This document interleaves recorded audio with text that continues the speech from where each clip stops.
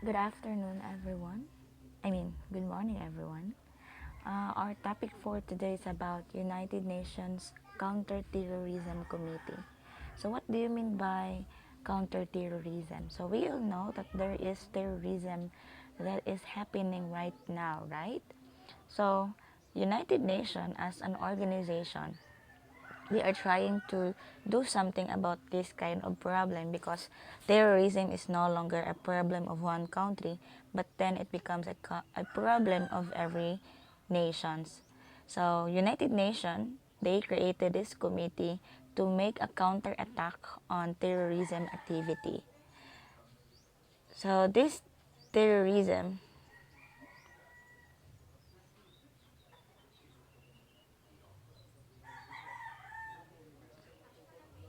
okay, this Counterterrorism Committee was established by the Security Control Resolution 1373 or during 2001, which was adopted unanimously on September 28, 2001 in the wake of September 11 terrorist attack in United States. So, kaning CTC, na-build ni siya o na-create ni siya way back 2001.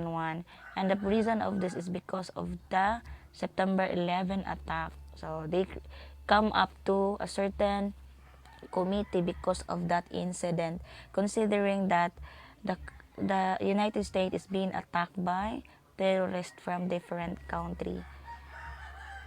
So, there are four pillars of CTC or Counterterrorism Committee. First is tackling the conditions conducive to the spread of terrorism.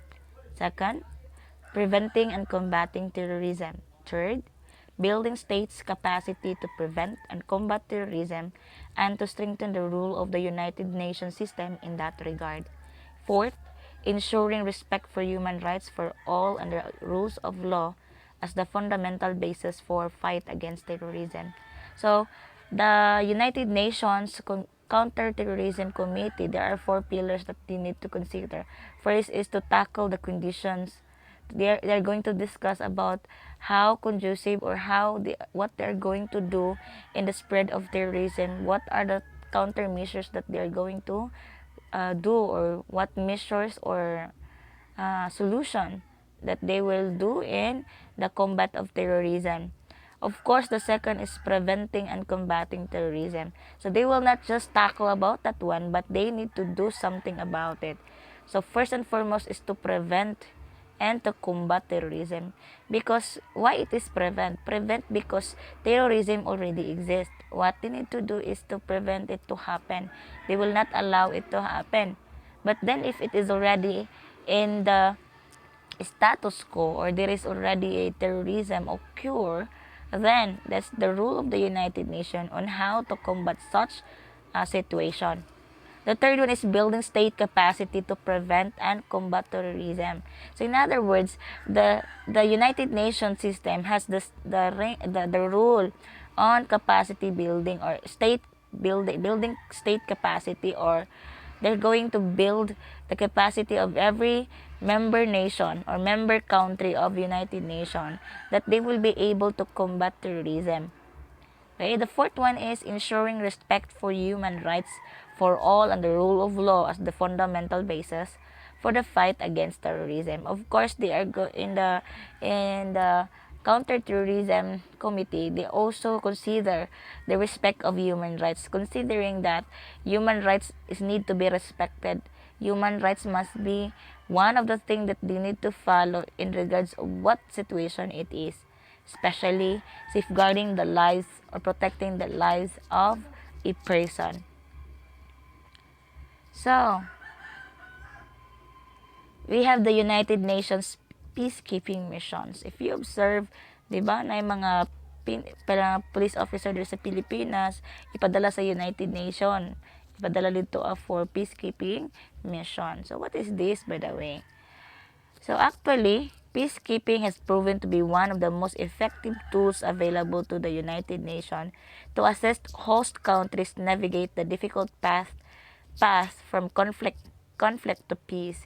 So kaning peacekeeping mission, kung kana nga country, they are in need of a help of a certain police officer from different member countries, then by that, those other countries, they need to provide police officers or law enforcement officers from their country, and to provide uh, or to assist those countries where in need of a help, especially in the in the in a situation wherein there is conflict to peace. Peacekeeping has unique strength, including legitimacy, burden sharing, and an ability to deploy and sustain troops and police from around the globe, integrating them with civilian peacekeepers to advance multidimensional mandates. United Nations peacekeepers provide a security and the political and peace-building support to help countries make the difficult early transition from conflict to peace. So, in other words, si peacekeeping, kani siya, member countries need to provide a certain help, especially in building or making support pertaining on conflict to peace. Kana ba itong gubot na country, so they need to help that one nga para mahimong kalinaw. So, of course, what are these three? Consent of the parties, impartiality, non-use of force except in self-defense and defense of the mandate. So, what are these three? Unsa din silang tulo? So, these are the UN peacekeeping guide. So, this is the principle that guides the peacekeeping or the United Nations peacekeeping. First is consent of the parties. What do you mean by consent of the parties? So, the host countries, sila yung magbibigay ng consent pertaining on they will accept a help, or the other countries who will provide a help, they need to have a consent of the parties. Dapat na consent, dapat nananghid. Impartiality. What do you mean by impartiality? Impartiality means there should be no bias. Walay favor. Walay bias. Wala dapat favoritism. The third one is non-use of force except in self-defense and defense of the mandate. So, in the conduct of peacekeeping, there should be no force to be used against other, except lang on cases of self-defense. So, yun. So, history of peacekeeping.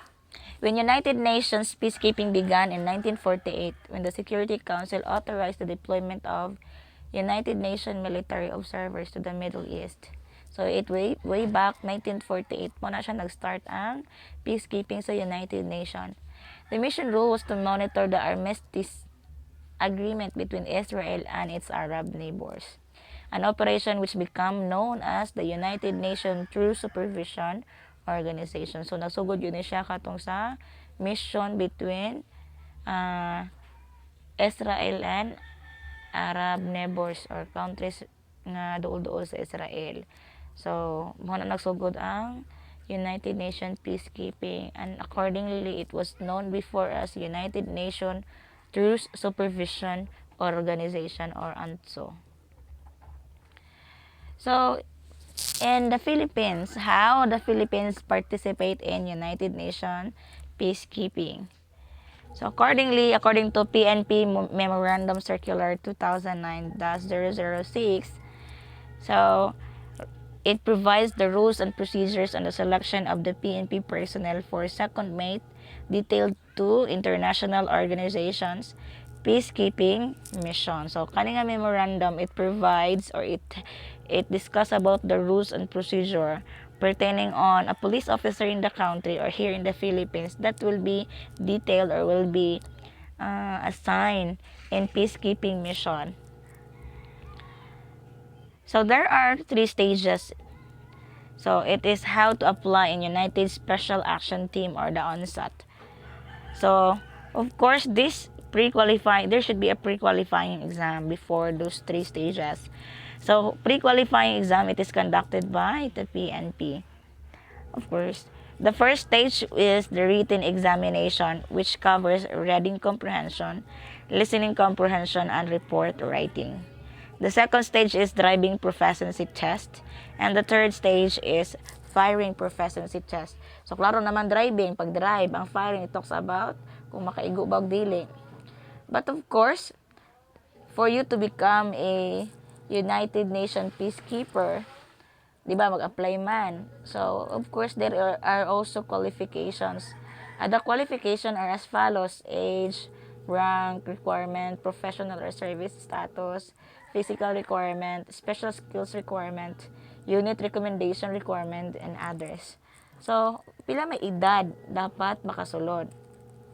Accordingly, applicant must not less than 25 or more than 53 years upon actual deployment. An applicant shall be considered 25 years of age on his or her actual 25th birthday or more than 53 years of age on his or her actual 54th birthday. So, kinahanglan para ka makasulod ka sa UN Peacekeepers, you need to be 25 years of age and above, but not more than 53. Rank requirement. So, for you to become a peacekeeper, for police commission officer, police senior inspector, police senior chief inspector, or police superintendent are allowed to apply for non-commissioned officer. But for commission non-commission ay for commission officer, for commission officer in peacekeepers, so natay commission officer na ay non-commission officer. Pag commission officer dito sa UN peacekeeper, dapat ang imuhang ranggo police senior inspector, police chief inspector, or police superintendent. But if you're going to apply for non-commission officer for peacekeepers, you need to be police officer 3 to a senior police officer 4. So, all applicants must have been appointed in permanent status in the respective rank. So, yun. In service requirement, so service requirement para maka-apply ka sa UN peacekeepers, all applicants must have attained a minimum of 5 years of active service, excluding cadetship, officer orientation, training course, and police basic course. So, 5 years of active service. So, minusa na siya katong nag-training ka, nakapila-pila ka mga seminar. Dapat 5 years in service yun ang requirement para maka-apply ka for peacekeeping. Okay? So, the other one is physical requirement. So, physical requirement, they need to pass the latest physical fitness test conducted by the PNP Directorate for HRDD, as well as medical, dental, and neuropsychiatric examination. So, dapat makapasara na. Another is physical skills requirement. So, kung physical, there should be, the said applicant must be computer literate, knows how to operate or to make a basic computer operation such as Word, Excel, PowerPoint, and the use of internet. Another special skill requirement is driving proficiency. So, at least 1 year recent driving experience and possessed a valid national or international driver license issued at least 1 year to the application. So, another is that unit recommendation requirement. So, all applicants must be recommended by the unit commander. And the last one is other requirements. So, what are those other requirements? Must hold a performance evaluation rating with a minimum of very satisfactory for 2 consecutive rating semester prior to ansat examination.